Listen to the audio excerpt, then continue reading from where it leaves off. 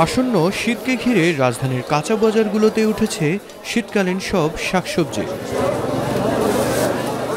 শীতকালীন এসব শাকসবজির মাঝে পেঁপে, মিষ্টি কুমড়া সহ বেশ কিছু পণ্যের দাম কমলেও সিম কেজি প্রতি বিক্রি হচ্ছে 120 থেকে 130 টাকা, টমেটো 160 টাকা, লাউ পিস প্রতি 80 থেকে 100 টাকা। মোটামুটি সব সবজির দামই বাড়তি। সবজি এখন শীতের সবজি দাম হিসেবে কমার কথা।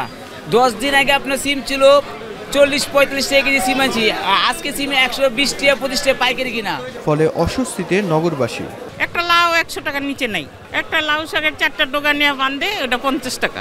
এখনো বলা যায় যে অত বাজার মূল্য মানুষের ক্রয় ক্ষমতার ভিতরে নেই এখনো। তবে গত সপ্তাহের তুলনায় মুরগি কেজি প্রতি কমেছে 8 থেকে 10 টাকা, আর ডিম ডজন প্রতি 10 টাকা কমে বিক্রি হচ্ছে 130 টাকায়। বিশেষ করে প্রোটিনের ক্ষেত্রে গরিবদের জন্য তো একটাই খাবার আছে ডিম। ডিমটা বর্তমান বাজারে একটু দাম কম।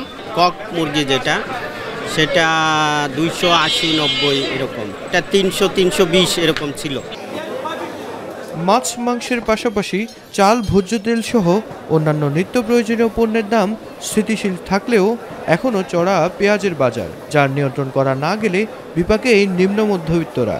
আমরা যারা মধ্যবিত্ত আছি বা নিম্ন মধ্যবিত্ত, এদের অবস্থা খুবই বাজে। কেউ আছে যাদের অনেক আছে, হিয়াজ লট অফ, সেটা ডিফারেন্ট ইস্যু। প্রচুর দাম, আমাদের মধ্যবিত্ত ফ্যামিলিদের জন্য চলা অনেক কঠিন হয়ে যায়। শীত আসন্ন, শীতকালীন যেসব পণ্য বাজারে এসেছে তার মাঝে দু একটি পণ্যের দাম কম থাকলেও এখনও ক্রয় ক্ষমতার বাহিরেই বলে জানাচ্ছেন ক্রেতারা। তবে বিক্রেতারা জানাচ্ছেন যথাযথ বাজার মনিটরিং করা গেলে তাহলে এই পণ্যের দাম আরও অনেক গুণই কমিয়ে নিয়ে আসা সম্ভব। রাজধানীর মোহাম্মদপুর কৃষি মার্কেট থেকে মিফতা গালিব, মাই টিভি, ঢাকা।